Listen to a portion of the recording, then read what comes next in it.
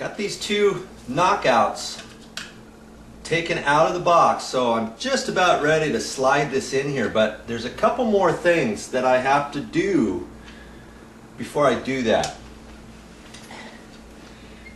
Now, I need to mark these wires, and I should have done that before I pushed them through the wall. Since this is so small, I can still do it now. I need to know which wire is which, because it's going to be important when I get ready to hook up the electrical. Okay, so because this is small, I'm just going to kind of push this back and forth, and here I can tell that's the wire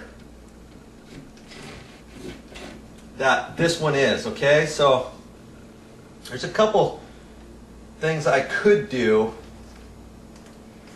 I could put a little loop in here and remember which one that is, but then I'm going to have to take the loop out to install the box. So I'm just going to put some a felt tip pin mark on here. Okay, so I know which one that is.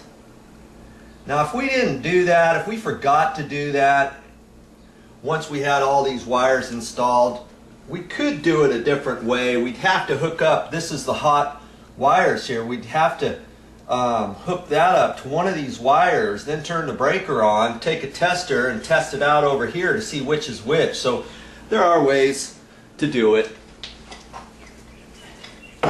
Here's another something we could have done. I could take a piece of masking tape and I could use that. Now here I got that one on black. If I didn't have a felt tip pin, I could put masking tape on it. So I'm just gonna, I'll put masking tape on the one that I did not mark. I don't have to do that now because I've got the other one, right? But there's another way you can mark your wires. That's really important that you keep track of your wires. Now, are we ready? Well, we are just about. What I want to do is on this box here, see how this flap comes up in the back, and I need to make sure that they have these screws set for the proper thickness of the sheetrock, because if you don't have enough, once you push this in and this flap goes up, that flap goes up on the back side of the sheetrock, so you want enough gap there to allow for that. So you can measure the sheetrock here, and I'm measuring that, and it's 5/8 of an inch thick. Standard sheetrock is either 5/8 or 1/2 inch. Okay, so make sure that screw's pushed in all the way, and then I can take my tape measure and measure that, and I got about almost 7/8 of an inch there, and I can check this one, and that's about the same. Okay. Just get in the habit of doing that before you put your box in.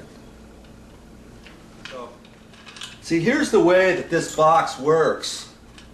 We're going to push this in all the way, fish it up in there like that.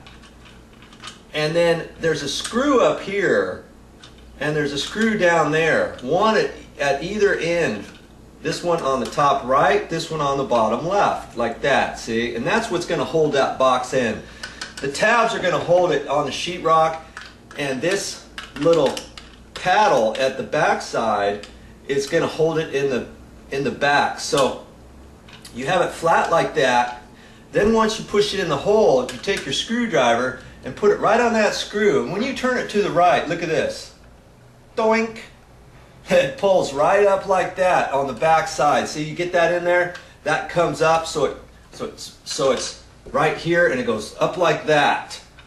Okay, right up behind the sheetrock, and then you just, once you have the screw up like that, now when you start screwing the screw in, that pulls this in on the back side, and then you just make it snug. That's all there is to it.